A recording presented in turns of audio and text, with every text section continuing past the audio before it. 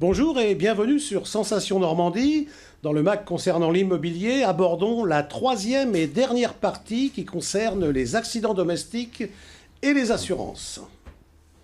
Pour parler d'assurance, un professionnel dans ce domaine, il est agent d'assurance à Bernay, Menneval, Brionne, ville située dans le département de l'Eure. Fabrice Allais, bonjour. Bonjour.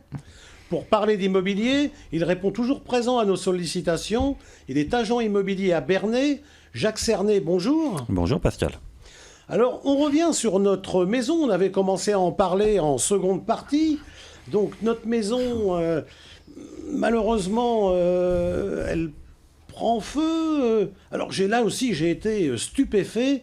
En combien de minutes un incendie de maison, on peut plus le maîtriser? Alors ça peut être très très rapide, selon ce qu'il peut y avoir aux alentours, mais pratiquement en 3 minutes. Voilà, incontrôlable en 3 minutes. 3 minutes, voilà, j'ai vu 3 minutes. En moyenne, voilà. Un incendie de maison est incontrôlable. Sachant que la plupart du temps, personne n'est équipé d'un extincteur à proximité dans son habitation, et donc là, il n'y a plus qu'à appeler les pompiers. Essayer de minimiser au maximum la propagation de l'incendie, mais malheureusement, on est souvent très peu équipé dans son habitation. Alors, les causes de l'incendie, on en a parlé un petit peu. Alors, j'ai vu dans la presse, alors je ne sais pas comment vous, l'assureur, vous réagissez. On est dimanche, on fait la grasse matinée, monsieur fume sa cigarette, il est resté dans le lit, et puis tout le monde se rendort, gentiment jusqu'à midi. Malheureusement, la maison a pris feu entre-temps. Alors, l'accident de fumeur est assez régulier. C'est monnaie courante ? assez régulier. Maintenant, il est souvent difficile à prouver. Souvent, on a assez peu d'informations. Il va vous dire qu'il a fumé sa cigarette dans le lit. Mais c'est monnaie courante. Ça peut arriver assez régulièrement. Alors, dans un cas comme ça, les experts y viennent, etc.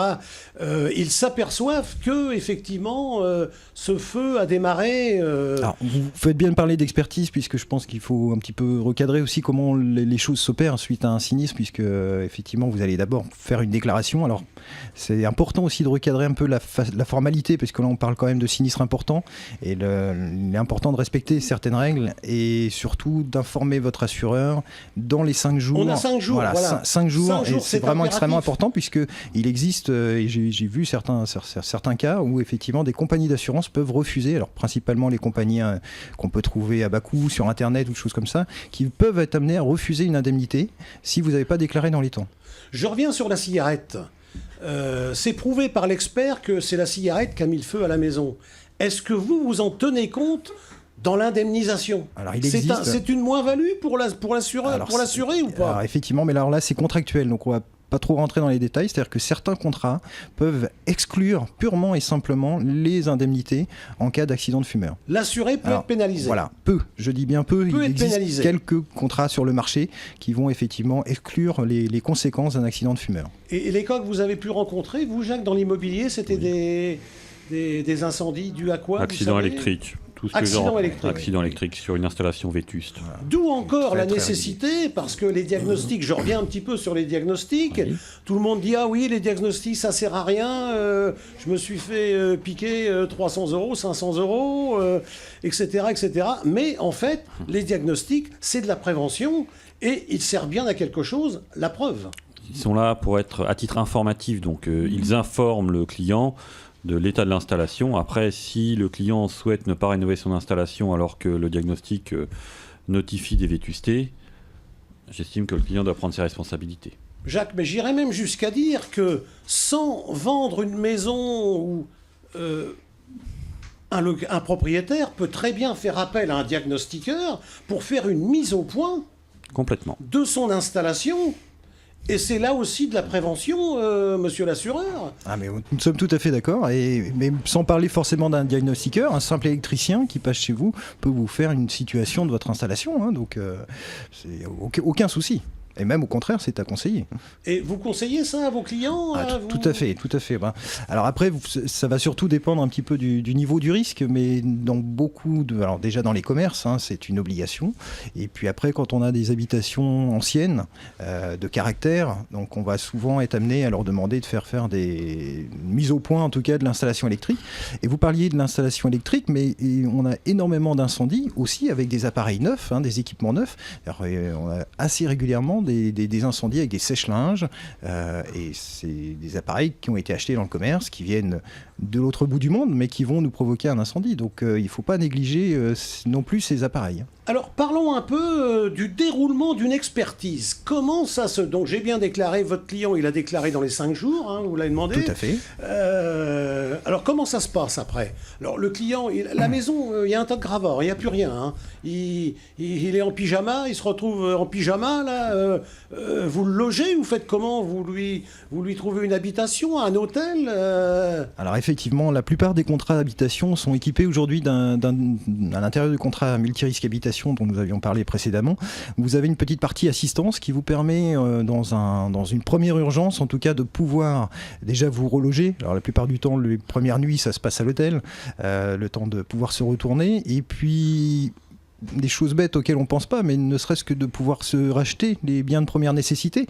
C'est-à-dire la plupart du temps, vous avez laissé votre chéquier, vous avez laissé votre portefeuille à l'intérieur de la maison, donc vous n'avez même pas un peu de trésorerie qui vous permet de pouvoir vous retourner. On va être obligé d'accélérer un peu, monsieur l'assureur, parce qu'il y a la vie, il me fait des grands signes là. Je suis désolé. Alors, vous en avez eu des cas comme ça où il y a un client qui vient vous voir pour une location parce que sa maison a brûlé et faut lui trouver tout de suite un logement en fait. Oui, hein. oui, j'ai eu le cas d'une cliente, sa maison c'était pas un incendie, c'était un gros dégât des eaux et donc elle a été claire dès le départ, on lui a trouvé un logement pour quelques mois le temps que les travaux soient réalisés et puis à l'issue de la réalisation des travaux, le bail s'est terminé. Donc, c'est déclaré à l'assureur. Alors après, c'est les experts qui rentrent en ligne, je serais tenté de dire. C'est l'expert de votre assurance. Voilà, dans un premier temps, la compagnie d'assurance va nommer un expert qui est chargé effectivement de faire le chiffrage des dommages et de pouvoir réaliser dans les mesures de sauvetage s'il y en a besoin. Par exemple, si on a une toiture qui a disparu, il va falloir bâcher, il va falloir sécuriser les lieux. Et également, donc, aujourd'hui, par rapport au problème des déblais sur les domaines amiantés, donc là, il faut réagir aussi très très vite pour éviter la propagation de l'amiante. Et après, chacun a le choix également de choisir un propre expert. Voilà, c'est ce que j'allais vous dire, parce que là, vous allez déléguer l'expert de votre compagnie d'assurance, mais tout à fait. Je serais tenté de dire qu'on est tous égaux devant un portefeuille. Hein. Voilà, moins on en sort, mieux on se porte. Donc peut-être que effectivement, vous venez de dire, vous venez très justement le dire, que l'assuré a le droit d'aller chercher un expert autre que la compagnie d'assurance pour voir un peu si ça colle, je serais tenté de dire. Tout à fait, d'autant plus que dans pas mal de contrats de bonne gamme, aujourd'hui, ces honoraires d'expert d'assuré, donc un expert choisi par l'assuré au moment de son sinistre, ces honoraires qui sont des honoraires très conséquentes, sont pris en charge dans le cadre de son contrat. C'est-à-dire que c'est lui qui va choisir quelqu'un pour le défendre. Et en plus, ces honoraires vont être payés dans le cadre du contrat multirisque habitation. Alors, les experts, ils font le boulot, etc. Mais la maison, il n'y a plus rien. On l'a dit, il n'y a plus rien. Comment allez-vous savoir que la maison, elle valait 150 000 sur la région, là, sur Bernay. Le ticket moyen, c'est à peu près 150 000 €. C'est ça, Jacques, à peu près. Donc, comment allez-vous savoir que cette maison valait 150 ou 200 000 €? Vous faites appel à un agent immobilier qui va regarder un peu des photos, des choses, je ne sais pas. Alors, rarement un agent immobilier, mais ça peut arriver. Alors, vous avez deux problématiques dans ce que vous venez de me poser comme question, qui est de savoir déjà comment est votre contrat d'assurance. Soit vous êtes en vétusté déduite, alors là, je vais être un peu technique. Si vous êtes effectivement en valeur vénale, donc valeur vénale, ça veut la valeur du bien à la vente. Donc là, effectivement, on peut avoir besoin d'un expert, donc là, d'un agent immobilier. Ou si vous avez un bon contrat d'assurance, là, vous êtes en valeur de reconstruction. Donc là, on part vraiment sur la valeur de reconstruction au jour du sinistre de votre bien. Bon, alors donc, les experts se sont mis d'accord, etc. On est tombé sur une somme qui correspond et qui convient aussi à votre client assuré. Tout à fait. Qui convient dans 99% des cas. Alors, c'est assez peu de. C'était ma question. Voilà, assez peu de litiges. On est sur. Il peut y avoir. Vous nous dire le contraire, l'assureur. Il va pas nous dire qu'il y a des litiges quand même. Non, tout à fait. Mais après, effectivement, de toute façon, il y a les experts d'assurés qui sont là, et puis après, il y a les tribunaux qui peuvent trancher. 99% des cas, ça se passe bien, on va dire. Ça se passe bien, et moi j'ai jamais perdu un client sur un sinistre incendie, donc je pense que ça veut dire que ça se passe quand même plutôt très très bien. Et pour conclure, la somme est arrivée, 150 000 € pour reconstruire la maison.